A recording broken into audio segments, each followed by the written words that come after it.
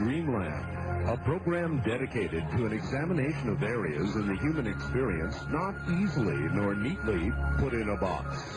Things seen at the edge of vision, awakening a part of the mind as yet not mapped, and yet things every bit as real as the air we breathe but don't see. This is Dreamland. Good evening, everybody. Welcome to yet another Dreamland. Very, very enjoyable series for me to do, as most of you know. We barely made it, but I guess what we did. And we connected with Linda Howe, who is, believe it or not, at the Philadelphia airport, where I guess she just zoomed in. And that was a nail biter. And our guest, of course, is going to be Bud Hopkins. Been looking forward to this one. UFO investigator extraordinaire, author of Intruders and Missing Time. So it should be, to say the least, quite an evening. I'm Art Bell. This is a sort of an unusual program. And if it is your first listen, I suggest you sit back in an armchair and prepare yourself, because this is some pretty fascinating stuff. Now, all the way to Philadelphia, literally, I guess, at the airport, and Linda Howe. And hi, Linda, you're at the airport, actually? Yeah, Art, I'm in a relatively noisy phone booth out here. I'm going to hope that we're going to be able to transmit all this well, and if you hear what sounds like the loudspeakers or the music of an airport behind me, that's because that's where I am. Understandable. I was in Eureka Springs this weekend at the Eureka Springs conference that discusses the large complex UFO phenomenon. One of the guests who spoke for the first time in 28 years about his experiences as a television producer and writer in 1972 to 74 with the Department of Defense, working on a documentary called UFOs Past, Present, and Future, was Robert Emenager. In my new book, Glimpses of Other Realities, I show a drawing that he used in the first edition of the book when it was published in 1974 and was never published again after that. And he explained to me some time back, and I'm going to play an excerpt actually with more details here in a minute, that this drawing was made in the presence of Department of Defense officials who had the photographs in 16-millimeter film taken from two cameras at Holloman Air Force Base in May of 1971, when there was what appeared to be a pre-arranged landing at Holloman Air Force Base in the White Sands Missile Range area. And what I'm going to play for you right now is an excerpt of his telling, really for the first time, the blow-by-blow as he understands what happened. All right, Linda, let me ask, are you able to hear me, Linda? Yeah. Did you say a pre-arranged landing? Yeah, it assumes, it implies that there was some communication. All right, very good. This should be an interesting report. Go ahead. Here we go. And I want you to know that the cord from my tape recorder and the cord from the payphone don't overlap. This will be about 5 or 6 inches from the speaker on my tape recorder, so let's see how this works. All right, okay, let's try it. He said that there were three ships which were filmed by a ground camera and a helicopter. He even gave me the names of the cameramen. But one of them seemed to be in difficulty, or because of the way it sort of rattled down. It's a falling leaf. Yes, kind of a falling leaf, and it landed at the base. But it seemed like there was some understanding ahead of time. I'm not sure of that, because they said they dispatched a couple of F-104s, I think, of that great monster, just wonderful to see them, flying around it. To guide it down or to secure the area, they did have an alert at the base, and I understood that I was told that the commander of the base, fire chief, several other people were there as the craft landed and were waiting, and with the opening of the door, and out came, I guess, 1, 2, or 3 green and tight-fitting suits, which did not look quite human. They had those cat eyes look to them. Very, very thin mouth. They had almost like a Sumerian-looking hat, as a matter of fact, rope design, and even Sumerian-looking face. It looked like that to me. With a very large, almost beak-like nose. Yes. That they were met and taken to, there's an area there where the buildings no longer exist. Because when I went there, I asked where are these buildings, and said those two barrack buildings were torn down. There's no significance to that. They're always tearing things down. And with the craft, the one that did land was taken down to the end of Mars Avenue and put in a very small hangar. This is what I was told. They were met by an Alfonso Lorenzo, at least that's the name that's on one of the documents I have. He was supposed to be a biologist or an electrical engineer? He was an X-ray technician or something, radiology. He was in that field. But I never heard that he was really on TVY from Foreign Technology.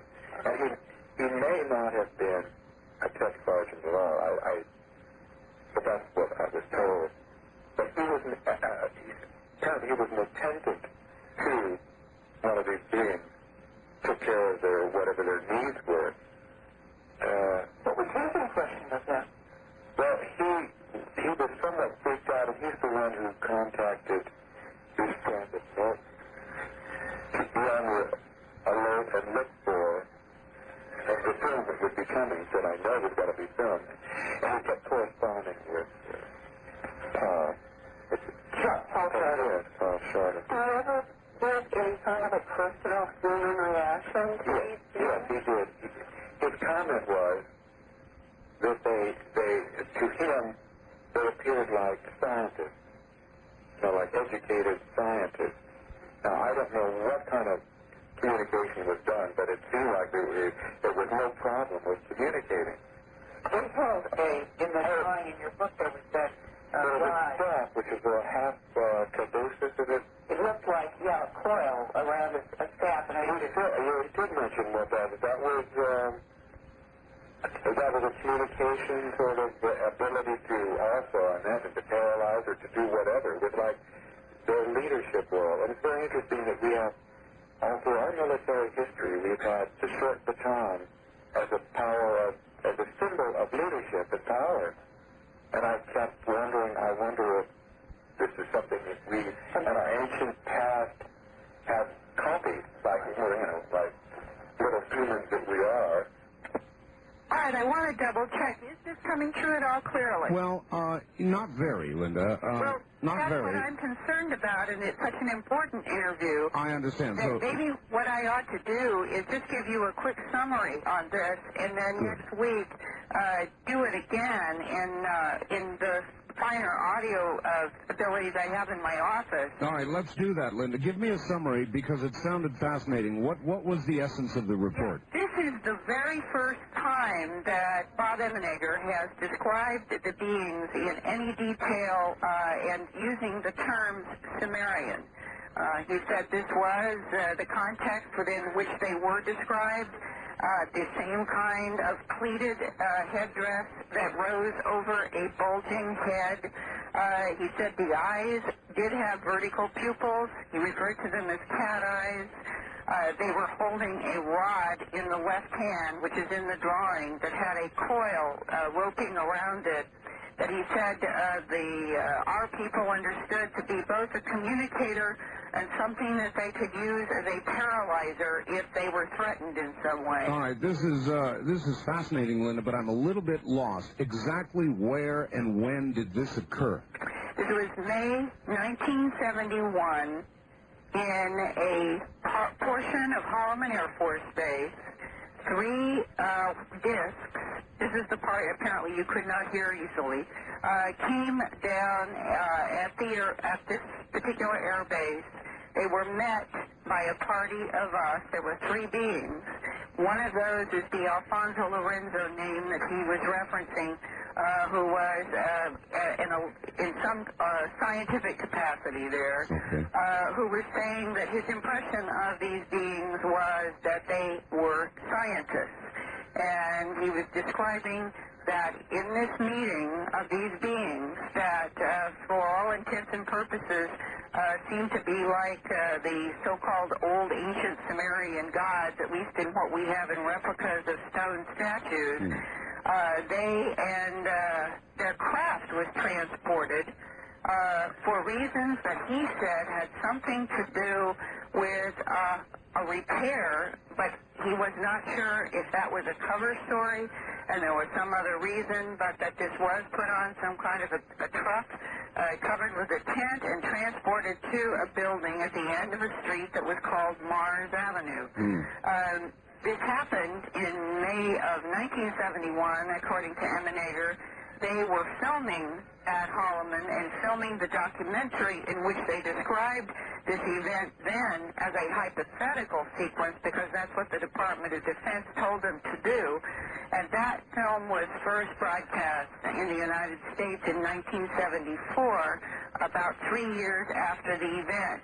For those who have seen that documentary at conferences or maybe on television in late night, it was one of the last projects that Rod Serling did as a narrator.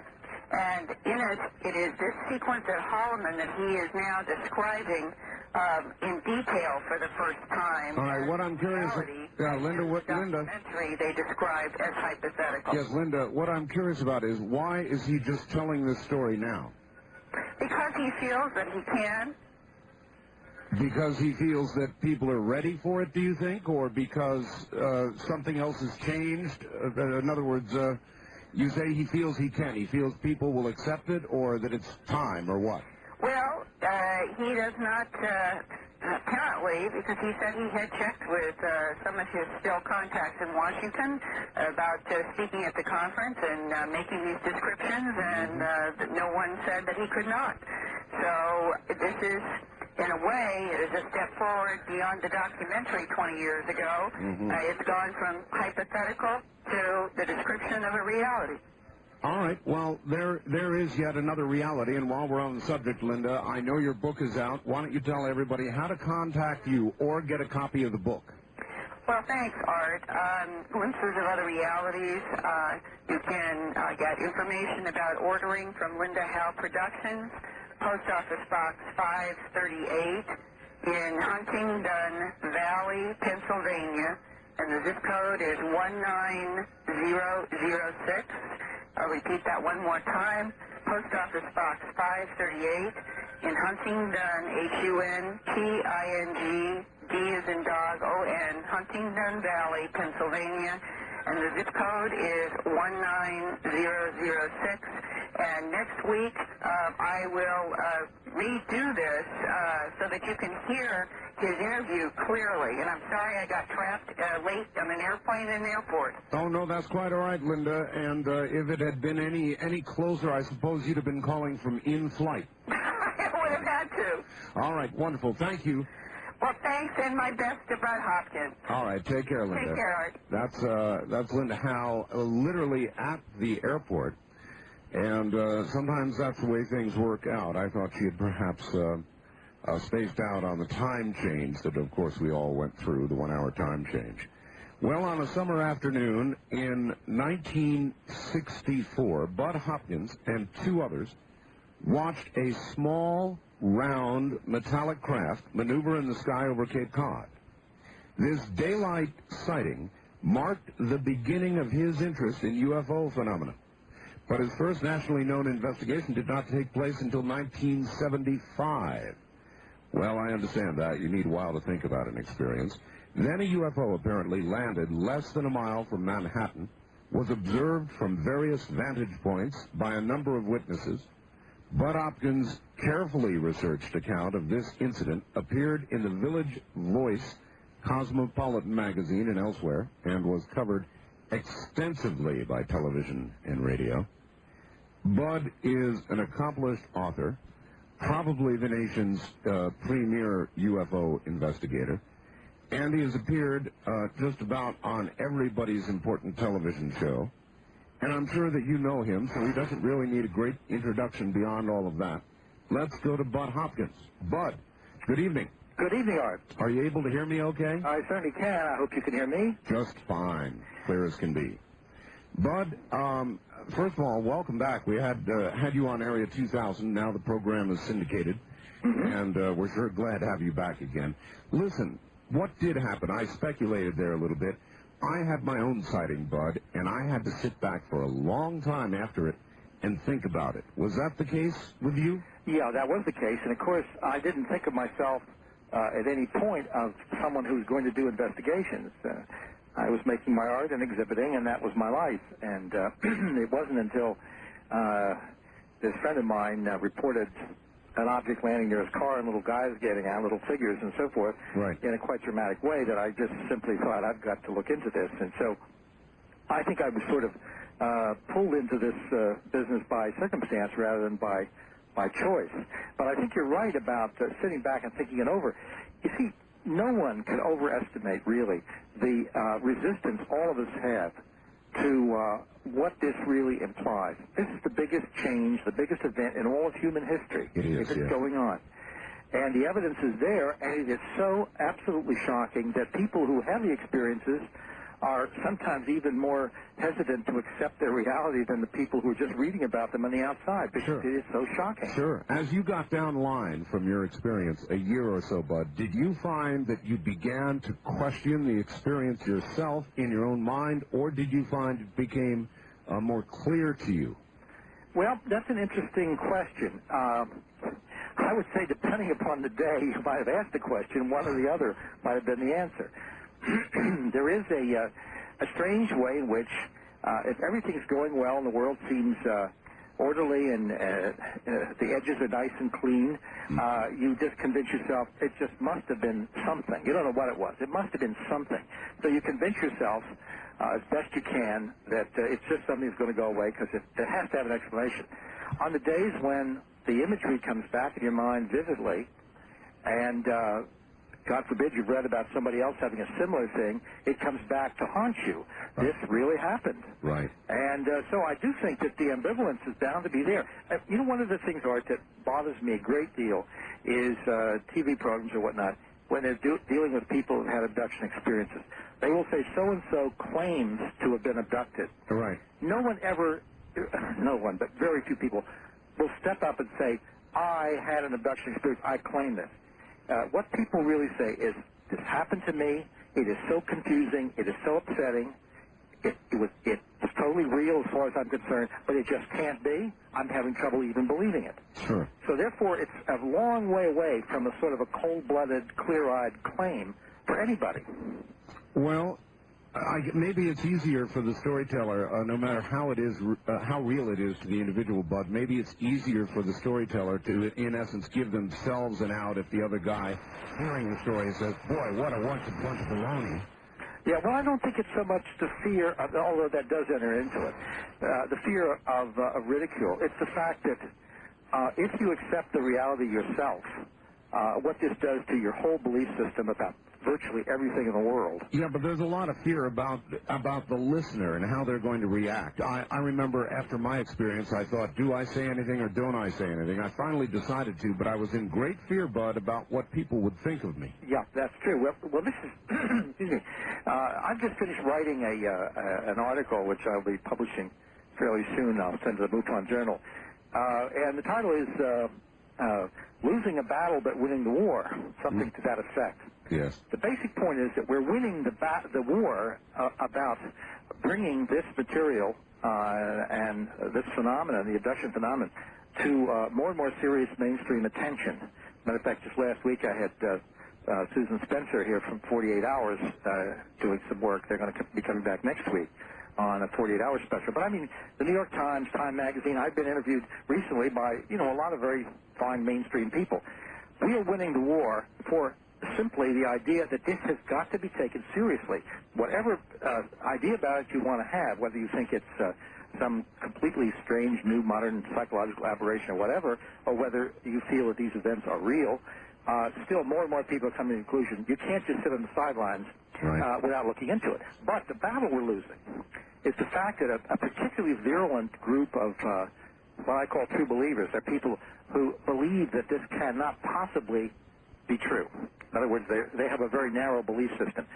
These people like to think of themselves as debunkers or skeptics or whatever, but there's a very narrow group of them who have set about almost single-handedly to make a climate exist, to bring about a climate of opinion that makes it almost impossible for serious people with a lot of risk to come forward and talk about their experiences. Sure. That battle we're really losing. I've worked now with maybe 450 people, something like that, one-on-one, who have had abduction experiences. And one of them was a NASA scientist. I was just approached the other day by a seventh psychiatrist who's had his own experiences, police officers, military, and so forth.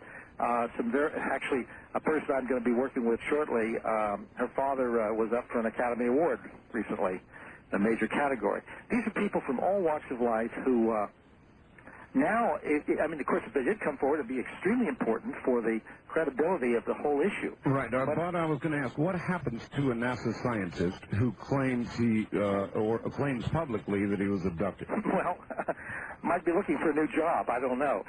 It's hard to say, but I would say to any NASA scientist in a situation like that, don't go public, because the climate that's been established of ridicule by these virulent reputation trashers, really, is such that they are trying to create a climate in which nobody can come forward and talk about this objectively in terms of personal experience without enormous risk. And to show you the level of the risk, I've received 2 letters, 2 different people, women, who had explored their experiences, and now we're in the divorce court, and their husbands were trying to get custody of the children on the grounds that the wives were crazy because they believed they'd had these experiences. You can imagine, if you were a neurosurgeon, if you were a police lieutenant, would you ever come forward and talk about that under the present climate of ridicule? No, I don't think so. I advise people not to. It's really amazing that this many do, and if you get a chance to talk to them first, you say, no, don't do it. I actually do. Now, I'm involved in an extremely important case here in New York involving witnesses to an abduction that was evidently put on for people to see. I mean, a very important political figure was involved as a witness, and it was a kind of a show for this person, I believe, as the inferences you make from the evidence. And there are numerous witnesses, including a new witness that I had just recently uncovered. But the point is, I have given the advice to these people not to come forward because the skeptics are ready to savage anybody who reports this kind of experience. Well, I was about ready to ask you for some names, but obviously that's not going to happen, is it? Yeah, can't do it. And that's a big problem. That's a battle which we really are losing. How big a person are we talking about, Bud? Well, we're talking about, it's hard to say. Let's find an analogy. Let's say the importance of the level of, let's say, a former Secretary of Defense of the United States, a former Prime Minister of Great Britain, something of that level. Oh, that's we're talking very, very high. Yeah, that's. But the point is. All right, Bud. Listen, we're at the bottom of the hour right now. So let's take a quick break, and we'll be right back. My guest is Bud Hopkins, and this is already fascinating stuff. You're listening to Dreamland on a Sunday night from the CBC Radio Network.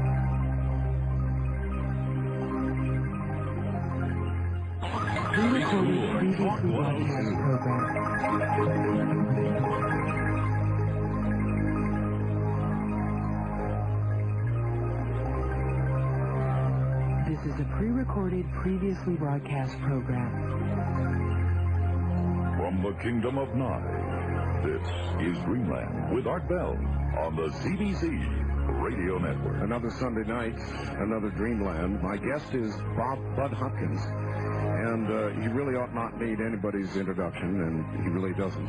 He is the nation's premier UFO investigator, author of Intruders and Missing Time, and talks about all that sort of thing. And he's telling us now about Fascinating case, actually, involving somebody up high who's had an experience, an apparent abduction, and has been interviewed recently by 48 Hours. And, Bud, I want to ask you about 48 Hours. Have you noticed any sort of sea change, Bud, in the way 48 Hours and other programs are coming at you? In other words, are they more serious about the subject?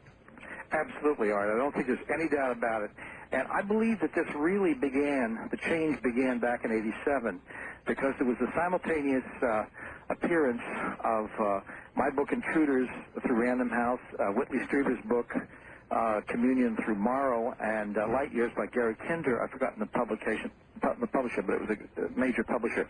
3 books came out at the same time, taking the subject very seriously, and they were published by major publishing houses. And at that point, there was just no way that the press could totally ignore this, and things began to change at that time. I was favorably reviewed in the New York Times and the Washington Post and places like that. 2020 did a piece and so forth, plus, lots of other things. But the point is that the public is extremely interested in this, because I think there is a subtle awareness in this country that this has never gone away, that the subject just, the evidence is there, and that there's an effort on the part of the government and other people to keep this quiet, and people just want more and more to hear about it. All right, I'd like to understand, Bud, what you can tell us about your own success. In other words, you are regarded, so well regarded throughout the mainstream media, and why is that compared to others who are ridiculed, frankly, and laughed at times? Why? Well, I don't think, maybe you should ask the press to answer that question instead of me. I can just tell you what I tried to do, and that is, I try to never make any assertions beyond those that I feel the evidence can really support in a very clear-cut way. I tend to sit on aspects of the phenomenon which are more outre, more peculiar, which I cannot really support so well by clear-cut evidence. A lot of people want to go with the most dramatic story they can find, which, of course, then makes it sound as if, even though they may be very sincere and actually have some evidence for it, but it makes them sound a little bit more like the supermarket dreadfuls, those little papers, than serious individuals. And I think that I can say I haven't really had to retract anything that I've written over the years, simply because I've been very careful. And I think that carefulness comes out because in people's response, and they feel that, well, here's somebody who doesn't sound wild and crazy and does marshal his evidence, and perhaps he should be attended to or listened to. I think that's perhaps, I hope, that's the reason why I have received more attention on some of these subjects from mainstream people. All right. What about people like Phil Klass? Phil Klass I'm going to have on the program in debate in a few weeks. How has Phil treated you? Evenly along with everybody else, Bud? Oh, the man has lied, as a matter of fact. You see, when we talk about balance and Philip Klass, it would be as if you were having a program on politics, and supposing I were Senator Lautenberg, say, and for balance you got Lyndon LaRouche. Mm-hmm. No, I understand. I'm going to have him on with Stanton Friedman, though, and Stanton can hold his own. Well, he can hold his own, but, years ago, Morsall said that he defined a liberal as a masochist who will buy and read everything a bigot publishes. And I've always thought of Philip Klass as essentially a bigot. There's no sense of his having an open mind on any of these issues. And just to show you what's the typical situation, why I can say these very harsh things, and I don't say harsh things about many people, but as an example, he wrote a book attacking me at great length and attacking a number of abductees, Charles Hickson, Betty Hill, Kathy Davis, many, many different people. Sure. Attacking the entire phenomenon, and had never interviewed or spoken to a single solitary person that he wrote the book about. All right, let's look at motivation for a moment. There are those who say he works for the government, he's part of the disinformation campaign, or do you think it's just a personal thing with him? Well, I don't really know. I shouldn't even say. If he's working for the government's not getting its money's worth. Let's put it that way. I don't know what his problem is. I think he adores the publicity. But at any rate, I'd just like to make one point very clear. This is an example of the way he operates. He started attacking abductees, and he doesn't do this in any kind of even attempt at a gentle way of saying, well, maybe these people are misguided or something. He implies everyone is a liar and a crook. This is his basic. Recently in the Times, he said, he was quoted as saying, these people aren't crazy, meaning there isn't a mental problem. Right. They're just little nobodies. This is the only way they can get on the Oprah Winfrey Show, which I think is, of course, a wonderful piece of self-description on his part. I'll ask him about that. But at any rate, I mean, that's not the voice of a scientist. That's the voice of a mad fanatic. And let's always remember that Santayana defined a fanatic as someone who, when he loses sight of his goal, redoubles his efforts. Mm-hmm. Yes. And but this is the point I'd like to make. He started attacking abductees a long time ago, saying if they really had these experiences, they would report them to the FBI. Which is kind of funny. If you're Charles Hickson and you're in Pascagoula, Mississippi in the middle of the night, how do you find the FBI? Absolutely. You go to the local police. But at any rate, he said the reason they don't report to the FBI is because there's a federal law against falsely reporting a kidnapping, which would imply that they're aware of that law and therefore since they've made up the whole story, they're afraid to report it. Right. Well, of course, to report it to the police, there's a state law always against falsely reporting a kidnapping, too. It's the same thing. It doesn't make any difference. You don't have to bring in the FBI.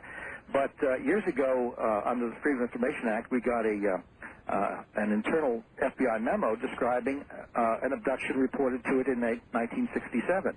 And copies of that were sent to class, of course. Meanwhile, when I did the Oprah Winfrey Show with him one time, the only time and I will never do it again, the only time I ever appeared with him, I handed him a copy of my letter to the FBI reporting all of the cases that I had been working on and demanding an investigation. Oh, really? How do you react to that? Well, he was, of course, his immediate thing was to counterattack and say, well, you should have done it earlier, you know. Huh. And, of course, it was an exercise in futility because the letter I got back from the FBI was exactly what I expected. You know, dear Mr. Hopkins, the FBI does not look into such cases. Please report it to MUFON, etc. At any rate, the basic point is that as recently as 2 weeks ago or 3 weeks ago, something like that, someone was interviewing him and he went into his FBI routine again and said, maybe because of the law against it, maybe that's why, to this day, no one has ever reported a UFO abduction to the FBI. Now, that is an outright lie, which he knows it to be a lie. I don't know what's eating the man. He certainly seems to be an unhappy human being. But I wish you well with your experience. I think I've talked as much as I want to about this man. Yeah, that's fine. My next question would be a really broad one, Bud. What is it, in your view, which is and has been for years now been seen in our skies? What are all these things? How many of them would you say are legitimate, possible extraterrestrial visitors of some sort? Right. Well, the first point is as to what they are. I mean, obviously, none of us know what they are in any kind of absolute way. We know what they aren't. The word alien defines something in terms of what it isn't. You know, when I'm in Mexico City, I'm an alien. That doesn't say anything about me. The basic point is they're not from Nebraska or wherever. I mean, they are an alien phenomenon. Therefore, what we can say about their origin and their nature is always speculative. And I always quote, to show the impossibility of getting at it correctly, Scott Rogo once made the remark that he didn't, I think he must have regretted this. He was a good man and died far too young, but he did make this little slip, and he said he didn't believe that UFO occupants were extraterrestrial because they were not doing what extraterrestrials would do. Oh, and how does he know what... Well, that's just the problem. Yeah. So when people get into arguments about, I think they're interdimensionals, and somebody says they're time travelers or they're extra, whatever, I just sort of slink away from the argument. We know that they're not human. What do we know about them? We know that they obviously exhibit intelligence. They have a humanoid appearance. They have obviously a technology which is thousands of years ahead of ours. They seem deeply interested in us. They are deeply foreign to us in their sense of not really understanding human emotions. We know many, many, many things about how they behave, but as to what the bottom line is, what their goal is ultimately, what they're going to be doing a year from now, 20 years, 100 years from now, we have no way of knowing. You are okay, but you are nevertheless convinced that they are in one of those categories, whether it's interdimensional or it's extragalactic or whatever it is. They are physically real at least some of the time. Now, they seem to be able to dematerialize, virtually disappear, and so forth and so on. Whether you want to invent a term called interdimensional, or whether you want to just say it's an advanced technology, you can flip a coin. It doesn't really make any difference to me. But the point is that they represent a non-human intelligence from elsewhere, which is of enormous advancement over us technologically and so on. All right, we are a commercial operation, so we're going to do a little of that right now, Bud. Relax for a second. We'll be right back to you. Okay. All right, my guest is Bud Hopkins, and if you've been listening, you well understand what the subject matter is. We'll be right back with more of it. We're going to take some calls tonight. Yes, we are. Very interested in that. Yes, well, they're coming up in the next hour, Bud. Good. Absolutely. Are these friendly beings, or are they... what are they? In other words, we see one of these things. What would you advise a person? Walk up and offer your hand, or run like hell? Well, the truth of the matter is you're probably not going to have any choice one way or the other in this. They seem to be able to control the situation as they need to. Now, the basic point about this, which is extremely, I think, central to understand, is that all of our science fiction films and the simple stories and so forth have always dealt with visitors from outside, extraterrestrials or whatever, as one of two types. Either they're going to come as conquerors, body snatchers, etc., or they're going to come as saviors to clean up the environment and close up the hole in the ozone layer, etc. They're either going to be, in other words, gods or devils. Yes. And neither one of those descriptions fits what we're getting. What we're getting is, we might call a third world, a third force. They seem to have their own agenda. Their own agenda does not involve any kind of causing of deliberate pain or deliberate hardship or taking over the world or anything of that sort at this point, because they've been here for a long time, and I have abduction cases that go back to 1929. They could have done an awful lot of mischief had they wanted to in the meantime. And, of course, in all of that time, there's absolutely no sign they've done anything to help us out either. Nothing stopped, for instance, the Holocaust. Nothing stopped our dropping bombs on Hiroshima. Nobody stopped the Korean War, the Vietnam War, or the carnage and the genocide that various factions have practiced since then. Nobody stopped the spread of AIDS, the problems of cancer, the difficulties with our planet, the environment. They seem to be bent on their own purposes, which are not malevolent or benevolent. And that's a very tough one to understand. All right, so then maybe they're closer to actually just monitoring what we're doing. Well, they seem to be monitoring it, but they seem to be taking material from us and taking from us with as little disruption as possible, it would seem, as little deliberate disruption. The involuntary disruptions, the side effects of what they're doing, are truly horrendous. I don't think they understand the terror and the confusion and the self-doubt and the family disorders and dysfunctions and so on that follow in the wake of what they've been doing over these years. But I don't see that those are intended results. So they are taking from us our genetic material, our DNA, our particular genetic makeup, because it seems, and this is the basic theme of my book, Intruders, and really this has been replicated and is accepted by virtually all abduction researchers that I know of. They are picking people up in childhood and picking them up again at intervals throughout their lives as objects of study.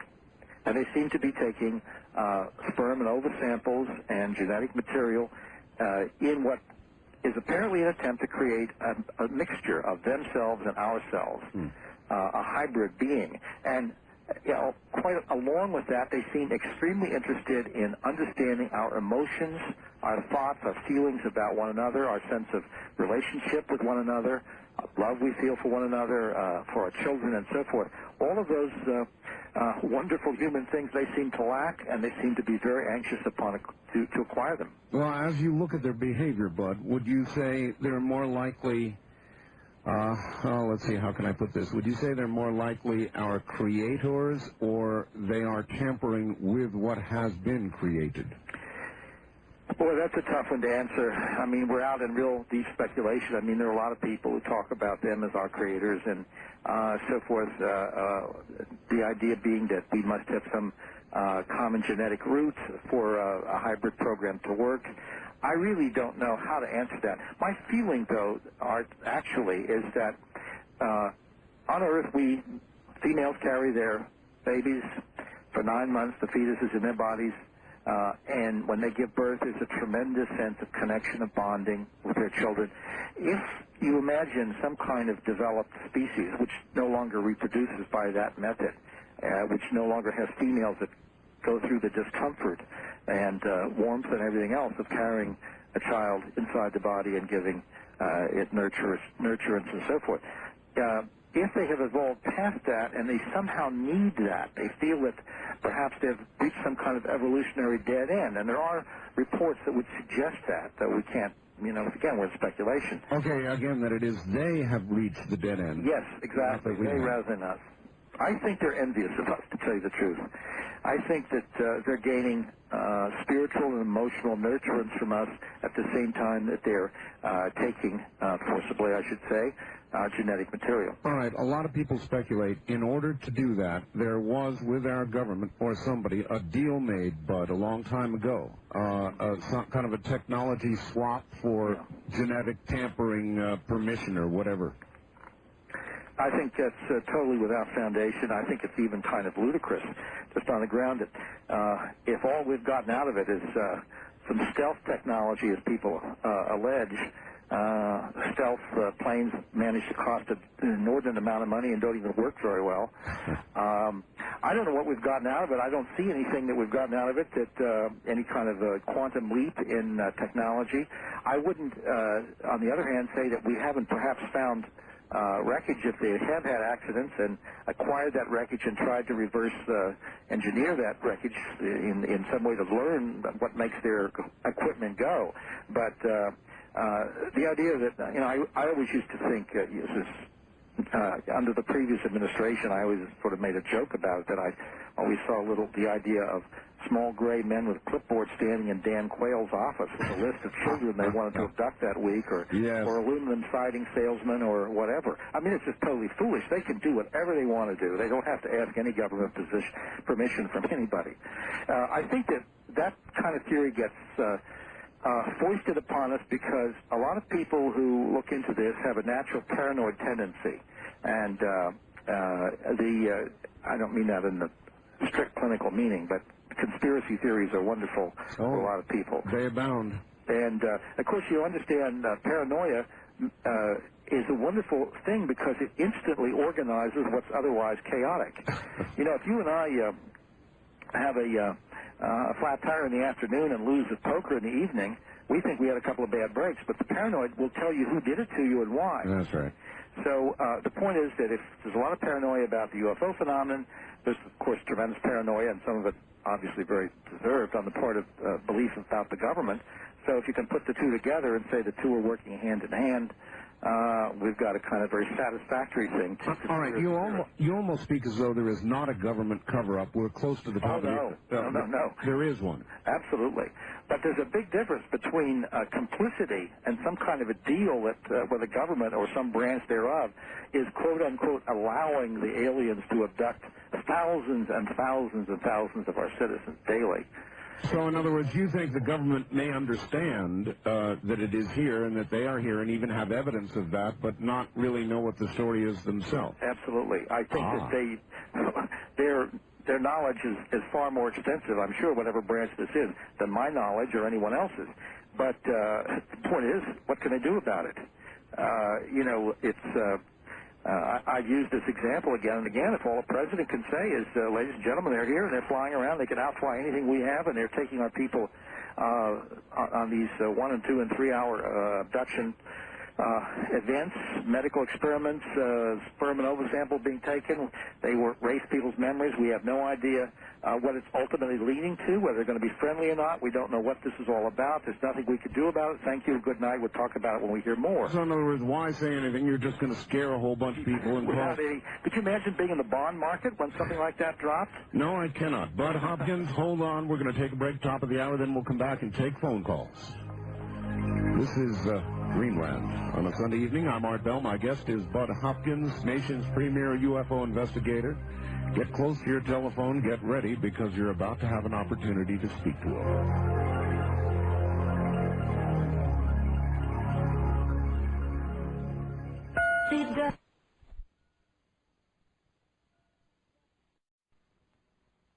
1-800-618-8255. 1-800-618-8255. First-time callers, area code 702-727-1222. Or the wildcard line at 702-727-1295. This is the CBC Radio Network. And we own the night or evening, whatever day part it happens to be. My guest is Bud Hopkins. And as the man just told you, those are the telephone numbers. The telephone lines are now open. Bud is our nation's, I believe, premier UFO investigator. I'm honored to have him on the program. Bud, are you there? I certainly am. Okay. And if I may just make a comment, because we do live in the real world, too, with this, all the rest of this, I'm sort of astonished at the heavy-duty right-wing bias of the news reports we're getting. It's really quite on your program. It isn't so much news as a little sermonette about how bad anything liberal is. I'm surprised. But anyway, I don't want to short-circuit what we're talking about. But we do live in the real world, and these other things are important to us, too. They really are. And does the twain ever meet, Bud? Oh, yeah. It does. Yeah, absolutely. Well, the twain meets in the sense that these experiences, and we're again dealing with the whole abduction phenomenon, these experiences have such powerful effects on people's lives that there's no way that your day-to-day existence is not affected very subtly by what's happened to you. Now, just to give you a quick example, if these experiences have happened in childhood, and that's where they seem to always start, versus abducted as a little child, and you're 5 years old and you wake up and you can't move, you're totally paralyzed, and you feel there's some strange figure that's come out of the closet or whatever with his huge black eyes, and you feel yourself floating or whatever, and you don't remember all of the experience. You come back with a cut on your leg that wasn't there. Maybe you're upside down in your bed, or maybe your pajamas are no longer on, they're on the floor or something, and all the signs of physical problems. And you start calling out for help for your parents, and your mother says, you just had a bad dream, get back in bed. And you try to say it wasn't a dream, it was real. Right. What happens, of course, is a terrible kind of split develops between the child and his or her sense of trust of adults. And if the adults begin to feel maybe something like this really is happening, they begin to feel a tremendous sense of impotence, helplessness in protecting your own families. And much of this can remain unspoken. And it does not help anybody in your day-to-day existence, whether you're talking about your first-grade teacher or your friends at school. You're afraid to let them know that these strange things are happening to you, which you think, am I crazy? Is this me? What is this? Sure.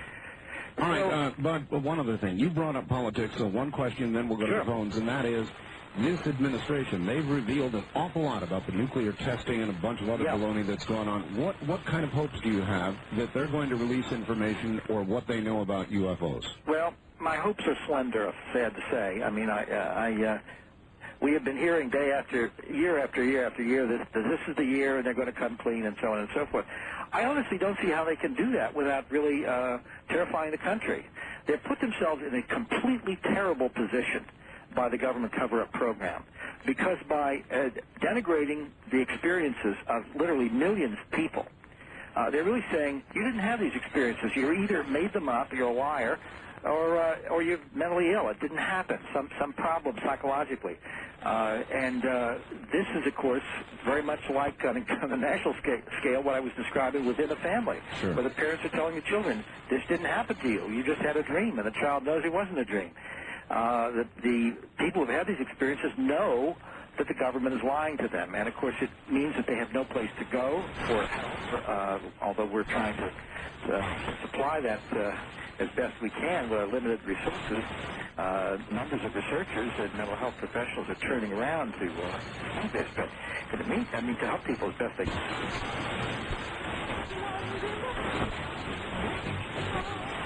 Enormous damage, and of course if they admit now after years of lying about it, as I said, I wouldn't want to be in the bond market when this happens. So they're really in a spot. Right. All right. Let's take some phone calls. On our toll-free line, you're on the air with Bud Hopkins. Good evening. Where are you calling from, please? Portland, Oregon. Portland, Oregon. All right. Go ahead. Well, I had a recent experience, and I was just wondering how familiar this is.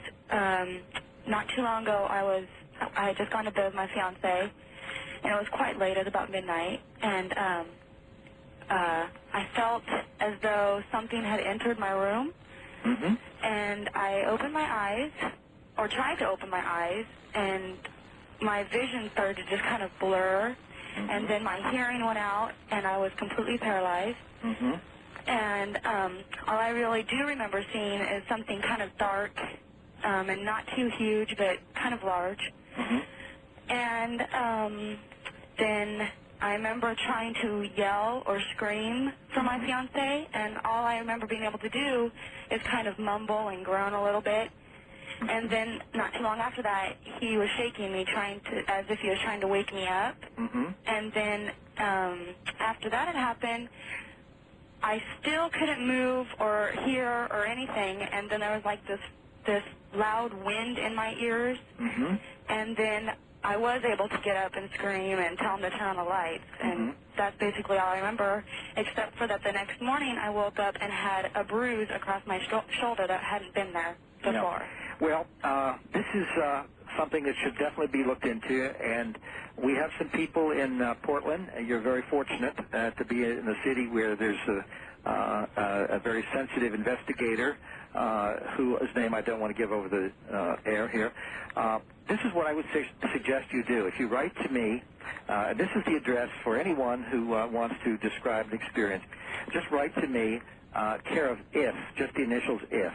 It stands actually for Intruders Foundation, but just say IF. Okay. Box 30233. Okay. And that's New York, New York. And the zip is 10011.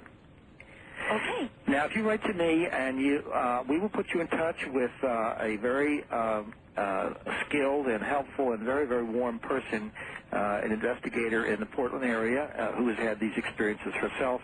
And she has a support group and people who can be of help. But your experience should very definitely be looked into. All right. Well, I have another question. Does this usually happen because not too long before that I had kind of a sighting. I'm not too sure exactly what I'd seen, but it was definitely something not usual or out of, kind of... All right. Listen on the radio for us, please, ma'am. Is that typical sighting and experience? It's not necessary. Many people have these experiences without remembering a sighting or without having had a recent sighting. According to the Roper survey, it would suggest that perhaps more people have had abduction experiences than have had UFO sightings. We used to think of the abduction as a kind of a bizarre, very minor aspect of the whole phenomenon, but now I think it's, of course, the central purpose, and UFOs are, as it were, the getaway car. And as I pointed out, we spent originally, before we accepted the idea of abductions, we spent many years trying to get the license plate number on the getaway car without having figured out what the crime was. Right.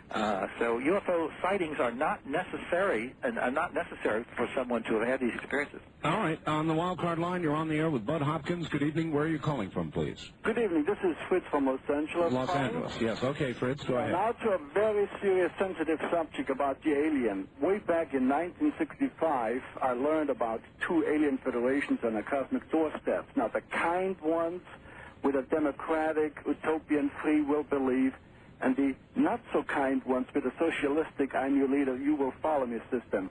What I want to say is that for hundreds of years there has been a great conflict over who will connect with this solar system. Now, my question to Bud is, have you heard in your research run into this conflict about the two alien races out there who want to see this take over the Earth sooner or later? All right, thanks, Fritz. Well, we've got the left and the right in this country. It's kind of a question about extragalactic politics. I would say that what's been described here is essentially, with all due respect to Fritz, it sounds to me like the kind of projection that we get from people who want to put this in the duality of gods and devils, gods and demons, and so forth, that I was talking about earlier before. I haven't seen in the 18 years I've been doing this kind of research, I haven't seen any sign that we have different groups doing specifically different things. Now, we have different physical types described from time to time, but they very often are seen in the same ship doing the same kind of work with human beings that I've been describing. Do you think that they are in contact with each other, aware of each other, or could we, are we being simultaneously contacted or sporadically contacted by many different groups and different origins? Very hard question to answer, Art. What I said, though, essentially is, as an example, in one California case, the woman reported small gray figures with huge heads and black eyes, and a tall figure that was more insect-like with huge eyes. People have made associations with the praying mantis look and so forth. And in that same ship was a, relatively speaking, normal human being. But they were all cooperating in these genetic experiments as I've been describing. So it would seem that we don't have different groups doing different things. I suspect that, although we have no idea where the place of origin of these figures are or whatnot, there doesn't seem to be a different groups doing different projects. Kind of a consortium, then. Yeah, it would seem to be. All right. On the first-time caller line, you're on the air with Bud Hopkins. Good evening.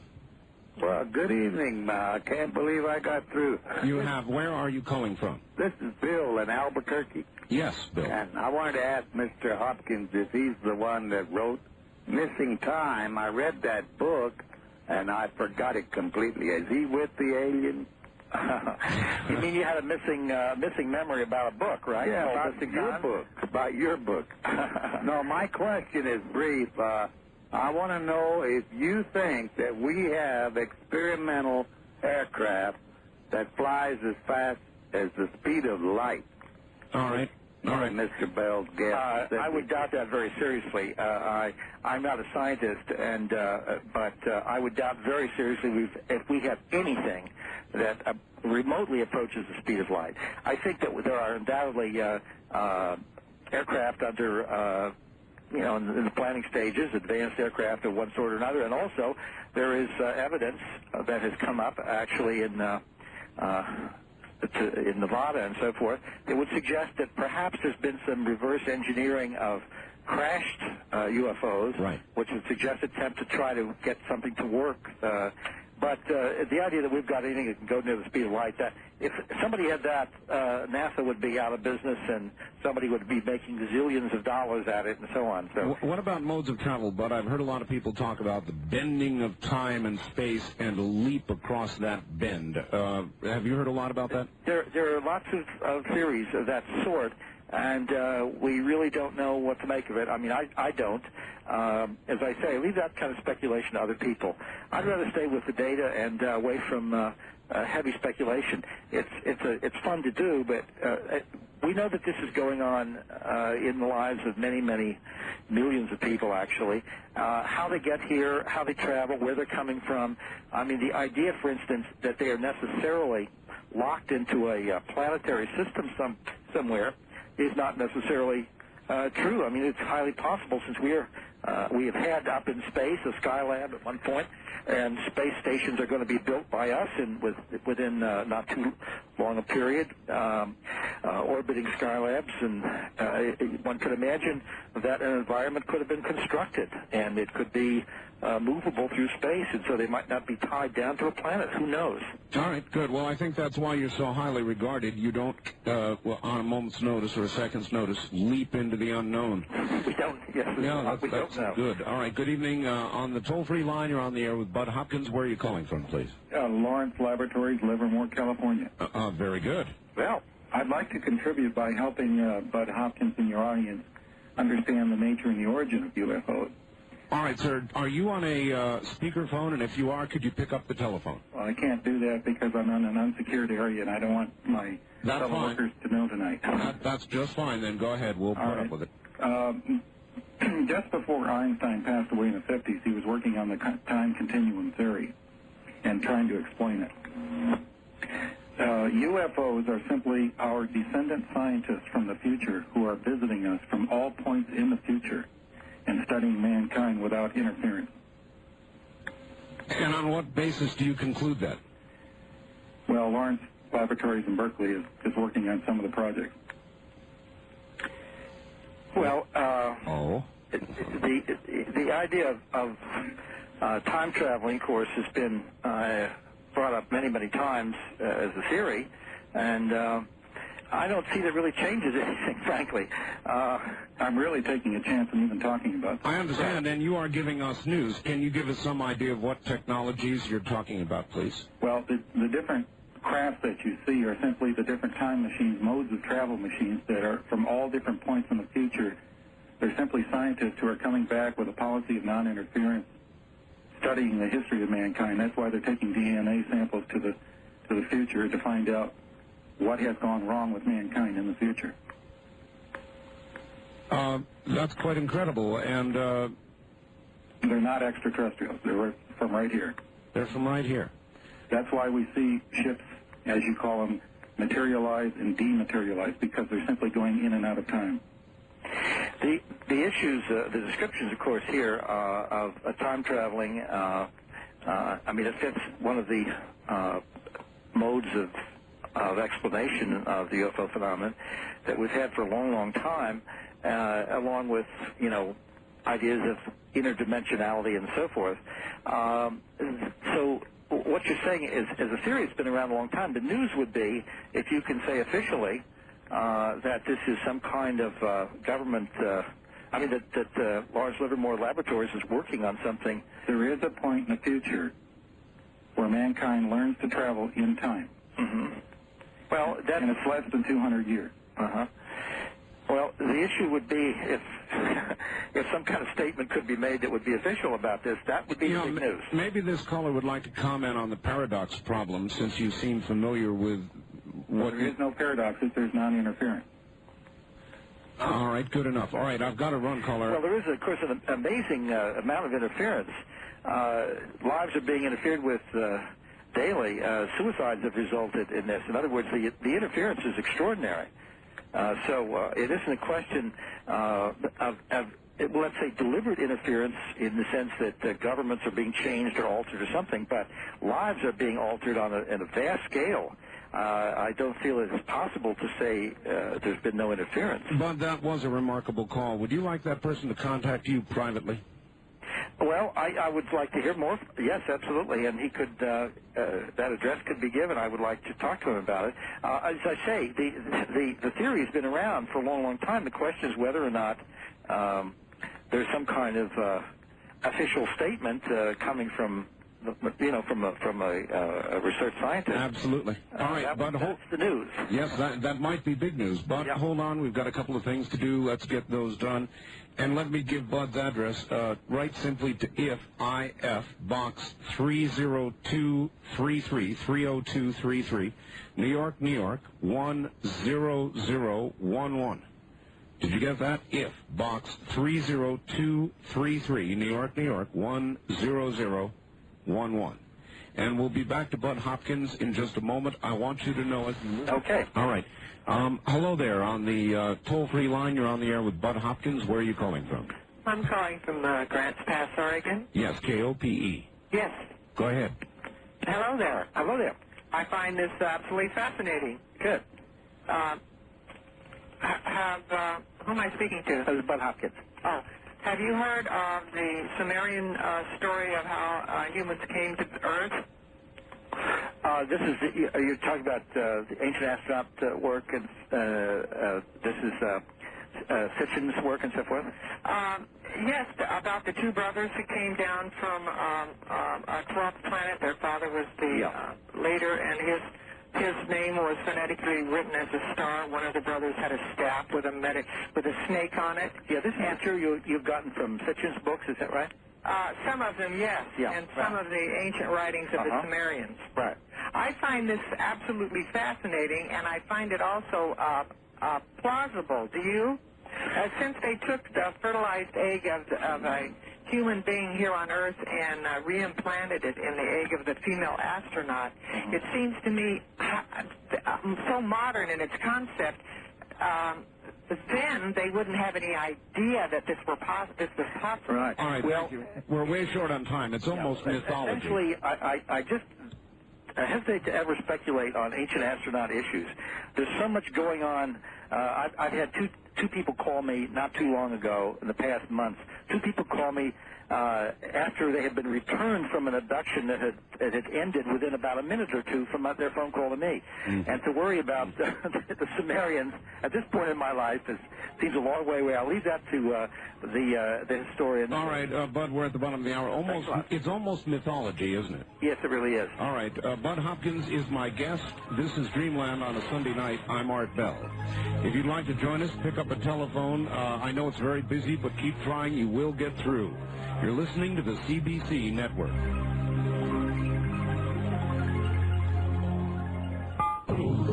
This is a pre-recorded, previously broadcast program.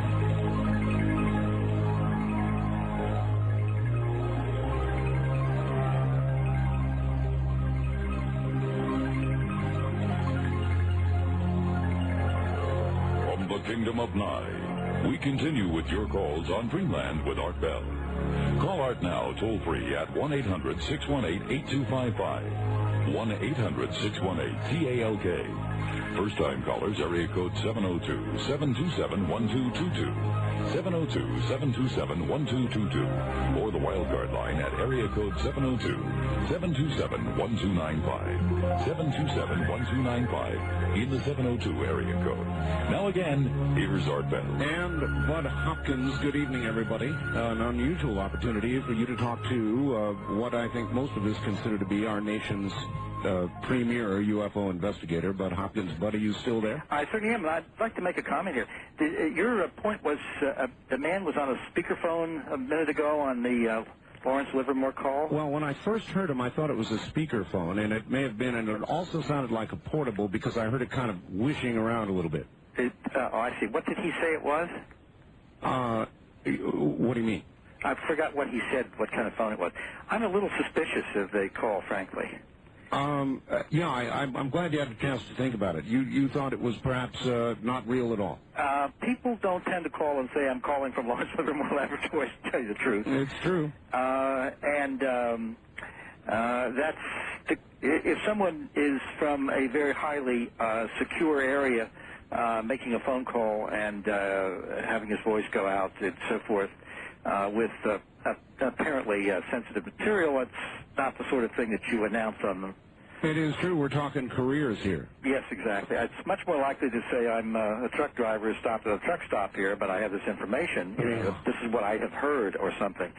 Anyway, we can move on, but I just wanted to say for the audience, I may be doing this gentleman an injustice, but I'm not so sure about it. Let's see what you get in the mail. Okay. All right. On the toll-free line, you're on the air with Bud Hopkins. Good evening. Hi, I'd like to... All right, hold on, sir. Don't do anything yet. Turn off your radio first. That's number one. Okay. All right, now tell us where you're calling from. All right, my name is Eric, and I'm calling from Eugene, Oregon. Eugene, Oregon. All right, go ahead. And I'm calling to find out, are you familiar with Al Bielek and his time travel experiments? Yes. Mm-hmm. And how likely are they right now? How likely do you think that they are? All right. right, thank you. That's a question about the credibility of Al Bielek. Yes. Well, that's a hard question for me to answer because I'm not as familiar with it as I should be. I'm aware of it. I know that he has devoted a lot of time to writing about it, lecturing about it, and I would prefer to just let this one kind of dangle. I don't like to step out and pontificate in areas that I'm not as sure as my knowledge and information as I should be. All right, well, let's this one go. All right, let's go away from Al Bielek, though, and let me ask you about the Philadelphia experiment. Did something, in your view, Bud, happen? My general sense is that no, it did not happen in the way it was originally reported. Now, of course, Mr. Moore, who wrote the book about the Philadelphia experiment with Berlitz, I believe, together, has since felt that the evidence is not really compelling that such an event took place. That was a long time ago, and obviously every single one of these issues, such as that amazing event, the disappearance and reconstitution of a ship and so forth, if something like that were feasible, I think we would have used this in one way or another, militarily or commercially, whatnot. One of the problems, of course, with all of these ideas of which verge on conspiracy theory about super-duper government military gear or material that could have military usage, is that people forget we went through a war, and the Gulf War recently, and of course we had no real special equipment in that war that gave us the ending we would have liked to have had.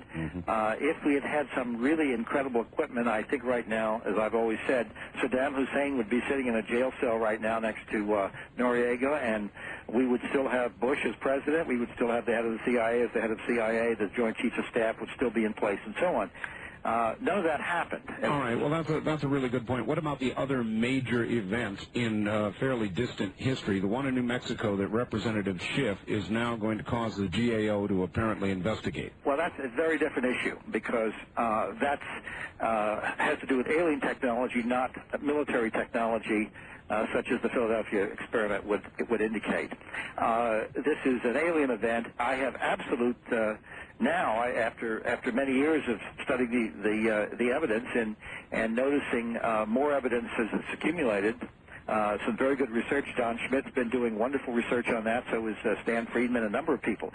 I think that I definitely feel that something crashed, a UFO crashed, or two perhaps. There was the speculation that two collided. Bodies were recovered, material was recovered, and I have no doubt about that at this point. All right. Very good. And on the toll-free line, you're on the air with Bud Hopkins. Good evening.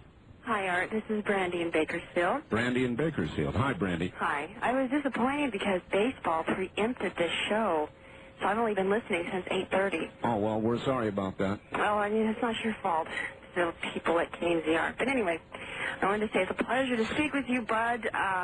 I just wanted to ask you, since you've researched this for many years, do you think that demonology plays any type of role in these abductions? And also, is there any way that Whitley Strieber could also come on the show? All right. Take it off the air. Thanks, Art. All right, thank you. And, of course, there is. I'll answer the second question. Demonology, I'm sure you get that one a lot, Bud. Yeah. Well, again, as I've tried to explain, we have a basic need to kind of shove the whole alien phenomenon, abduction phenomenon, UFO phenomenon, into the idea of gods or devils. And I do not connect this with any kind of theological beings, demons, just as I don't connect it with theological beings, angels. I think that this is a very distinct phenomenon. Now, I'm not going to say that I don't believe that there are necessarily gods and devils in the real world.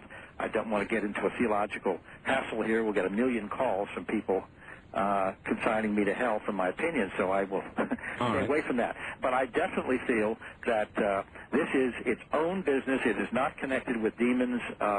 There are very, very possible mistaking identity situations where people feel the child is possessed of a devil or whatnot who is having abduction experiences, and it might be kind of hard for some people to tell.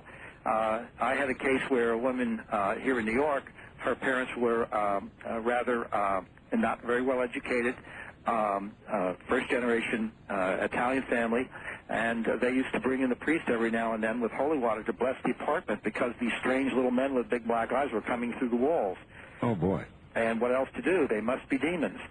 So there is some confusion here, but I think it is a separate phenomenon. Well, let me turn the question around. Is that one of the main reasons that we're not told about all this because of the reaction in religious circles? Well, I mean, that is certainly possible. That it creates a lot of problems for religious people, but it is not necessarily an insoluble problem. We have to remember, because, and I should mention that I have worked with a number of born-again Christians who are also abductees, and there was a problem for them of reconciling what was happening to them to their abduction experiences. Sure. And as I pointed out, many years ago, it was believed back in the time of Galileo that if the idea was accepted that we were not the center of the universe, that we were simply in a planet going around the sun amongst many other suns, then that would mean the end of religion. And because it was against the Bible, it was this, that, and the other thing. And that was what the theologians of the time believed. And, of course, now virtually everybody understands that we are just a planet going in a particular solar system. But that has not damaged religion. Theologians managed to make sense of this and harmonize this new information with the Bible, and Christianity has not suffered as a result. And I think the same thing can happen with this. All right, good. Well, I want to get off course here. On the first-time caller line, you're on the air with Bud Hopkins. Good evening. Where are you calling from? Spokane, Washington. Spokane, Washington, all right. Mr. Hopkins. Yes, sir.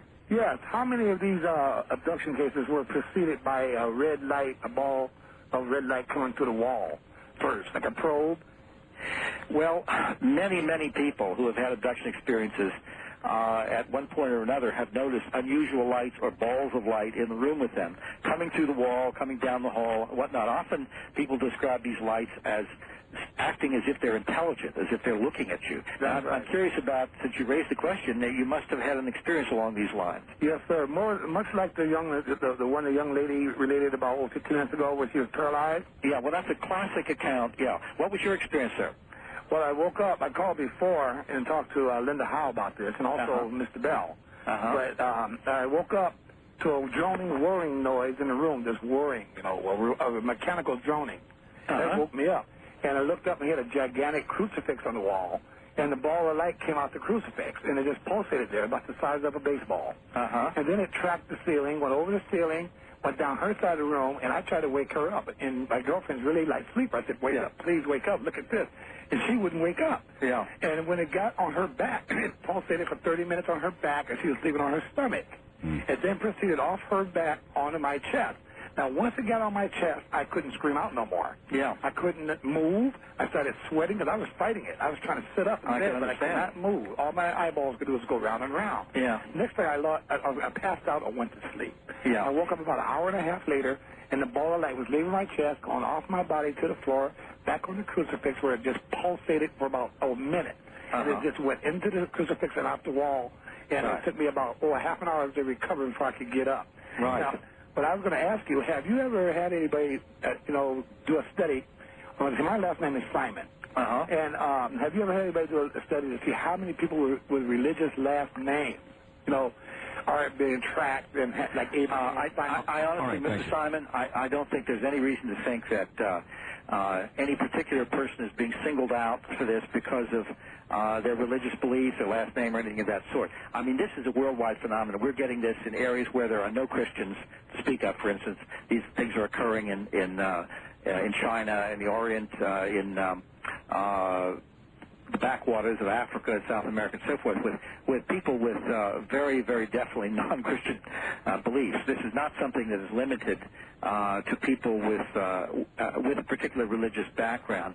I think that's a coincidence in your case, sir, but what you described, though, certainly seems like something that should be looked into. So, again, if you'd like to write, I can put you in touch with somebody perhaps near you. Boy, the MO is beginning to sound familiar now, isn't it? Absolutely. Well, Art, let me tell you that when we did the Roper survey, one of the questions we asked was, have you ever, and these were not beliefs, these were, have you had these experiences?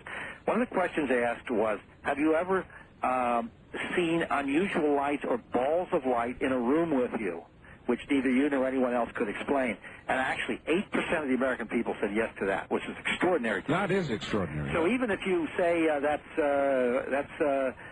4 times too many, say, but you cut it down mistakes or, people misread things, you're still dealing with a very high percentage. And even if it's, as we found with the Roper survey, using 5 basic indicator questions, one of which dealt with the paralysis, just as both of these people have explained, have described it very eloquently, periods of missing time where they have no idea where they were, how it happened, or why it happened, and so on. With these 5 questions, we came out with 2% of the American people said yes to 4 out of 5 of these questions, which would indicate if they are abductees, and it's certainly likely, we're dealing with, say, perhaps 5 million Americans who have been through this. That's a lot of occurrences, but hold on just a moment. We'll come right back to you. Back to the telephones, and on the toll-free line, you're on the air with Bud Hopkins. Where are you calling from? San Jose, California. San Jose, good. Hi, Art. Hello, Bud. This is Tim from San Jose. Well, Tim, how are you? I'm fine. How have you been? Very well. I just wanted to share something with you. Yesterday morning, my daughter and her mom had an experience. They had a visitation. Her mom woke up with an extremely sore throat, nauseous, nasals were stinging, disoriented. She had blue fluid coming from her nose, one nostril. Oh, boy. She threw up, and she called me. I was curious if you'd heard of any sort of blue fluid with other cases like that. Well, that's coming from her nostril. Was there any way of saving any fluid? She wasn't thinking of that at the time. Yeah. We have a lot of different strange fluids from various bodily orifices which have created stains, and we have saved the material. It's very hard to analyze some of this stuff if you don't have much of it, and if it's very embedded in fabric. It's quite expensive to do it. But things like that have been reported more often, actually, kind of a brown fluid. Yeah. How about your daughter? She seemed to be okay. We took her to an emergency pediatrician just to make sure. I tried to share this phenomenon with him. I showed him the pamphlet that you and the Bigelow Foundation wrote, Unusual Personal Experiences, I think it is. He wasn't receptive at all. He laughed about it, shrugged it off, and didn't even want to take the pamphlet. Did she report anything specifically happening, or her recollections, the daughter? No, she had no recollection of the event. But was anything physical? Not to her, but to her mother, yeah. More to her mother than to her, yeah. Well, let's hope she wasn't taken. No. But, well, thanks very much, Tim. I'm, sorry this happened. These have been extremely difficult situations to handle for a family, but I think you're doing a fine job. Would you recommend somebody like that, Bud, investigate further, contact somebody, find out if, in fact, the child or the mother or both were taken? Well, I certainly would. The mother has worked with a psychologist in the area who's very, very helpful. Done a very good job, and since I know Tim, there are various people in the area, including another pediatrician and others who could be helpful. We do have quite a group. This is generally in the San Francisco area. We have some very good people out there. So Tim has got some support, which is very helpful to him. And but is there any geographic area that is visited more frequently, apparently, or is it just simply completely random? It's very, very hard to tell because obviously what you hear about is only what the press or letter writers or whatever are willing to present. And, of course, if it's a very conservative community where this is frowned upon, you're not going to get people talking about it as openly. For instance, in New York City, I have people reporting these experiences who are, let's say, white middle-class people, etc. I have quite a few African-American background people and Hispanics, but very few Orientals. And it isn't that I think this isn't happening to Oriental people, but I think that in such numbers, I think that there's a reticence, perhaps, as a societal norm in that particular group to talk about this sort of thing. Some sort of cultural bias. Exactly. So if you go to, for instance, a Bible Belt town in the South, there might be a lot going on, but it might be attributed to demons, or it might be something that people feel hesitant to talk about, and so you simply would think, well, we have a big blank in this area, we're not getting any reports, and yet that might not be the case. No, that's a good point. On the wild card line, you're on the air with Bud Hopkins. Good evening.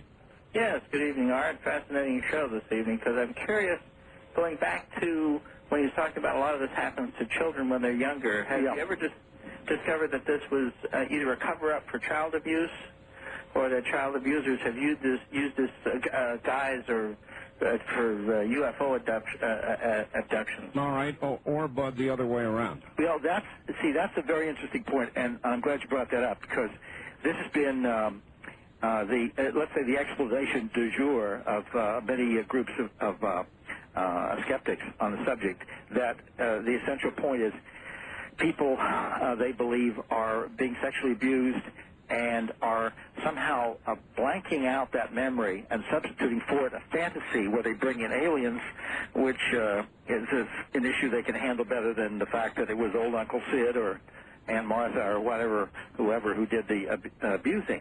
And, of course, if that were the case, we would expect to find amongst abductees a very low level of people reporting sexual abuse.